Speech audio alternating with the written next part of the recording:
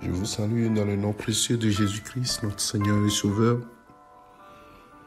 Ce matin, nous avons le souffle de vie et nous voulons nous appuyer encore sur la parole de Dieu. Le Seigneur, qui est notre Dieu, nous aime. Ce samedi 22 octobre 2022, nous voulons dire merci au Seigneur, mais apprendre à ne plus douter du Seigneur, puisque Dieu n'est pas un homme, et sa parole est la vérité. Il veille sur sa parole pour l'accomplir.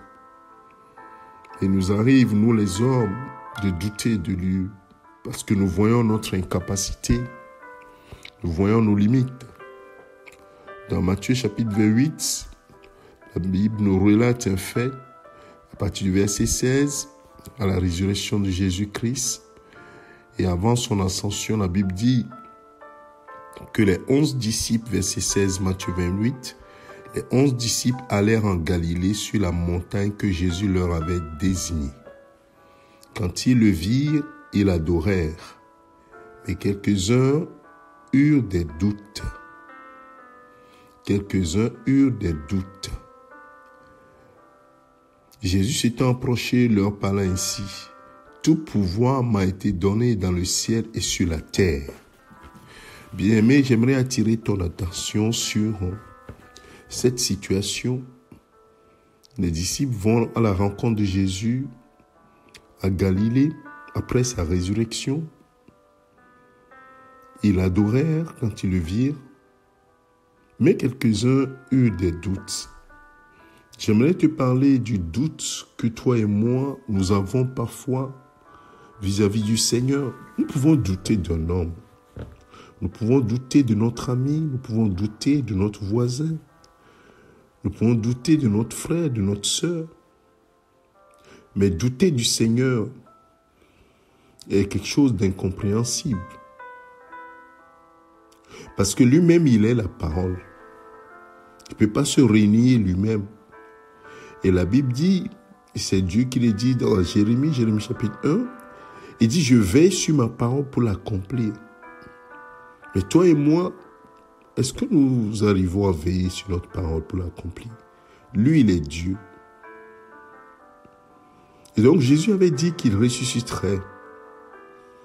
Jésus avait dit qu'il vivrait, il meurt, mais il va revivre. Il va ressusciter.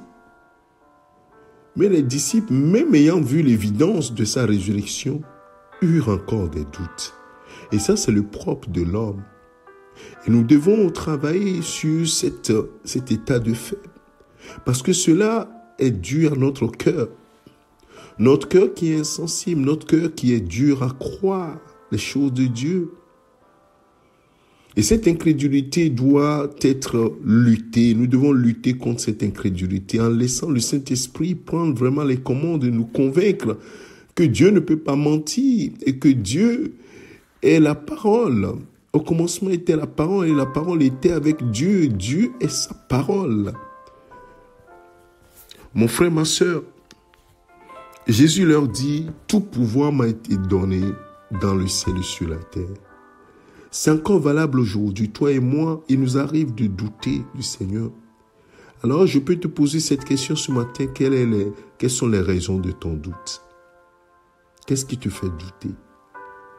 Que Dieu va rater un but? Que Dieu ne va pas pouvoir faire quelque chose parce qu'il n'a pas suffisamment de force? Ou bien Dieu ne va pas pouvoir faire quelque chose dans ta vie parce qu'il aurait oublié? Donne-toi toutes sortes de raisons, d'hypothèses. Tu vas voir que toutes ces hypothèses tombent une à une. Et tu vas arriver à une seule conclusion. Oh Dieu, tu es fidèle. Il est fidèle, frères et sœurs. Ça, tu ne peux pas démontrer le contraire, il est fidèle.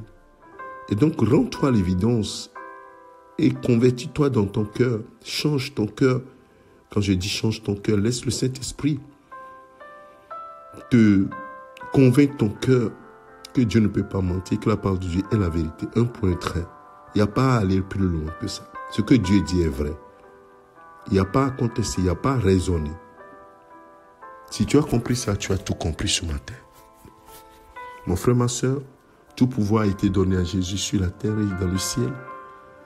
et le pouvoir est toujours là. Et si le Seigneur dit, priez en mon nom, il sait pourquoi. C'est pourquoi en son nom, tu peux invoquer le Seigneur. Et en son nom, tu peux chasser les démons. En son nom, tu peux imposer les mains aux malades, les malades seront guéris. En son nom, en son nom. Parce que tout pouvoir lui a été donné. Et à l'invocation de son nom, tout genou fléchit dans le ciel, sur la terre, sous la terre. Et toute langue confesse que Jésus-Christ est Seigneur. Alors ce matin, ne doute point, mais plutôt que ta foi grandisse en lui. Père, merci à toi pour ta fidélité. Donne-nous de pouvoir avoir confiance, ne pas douter, ne pas être incrédule, mais de croire en toi, parce que tu es fidèle. Que toute la gloire te revienne, Père, au nom de Jésus-Christ. Amen.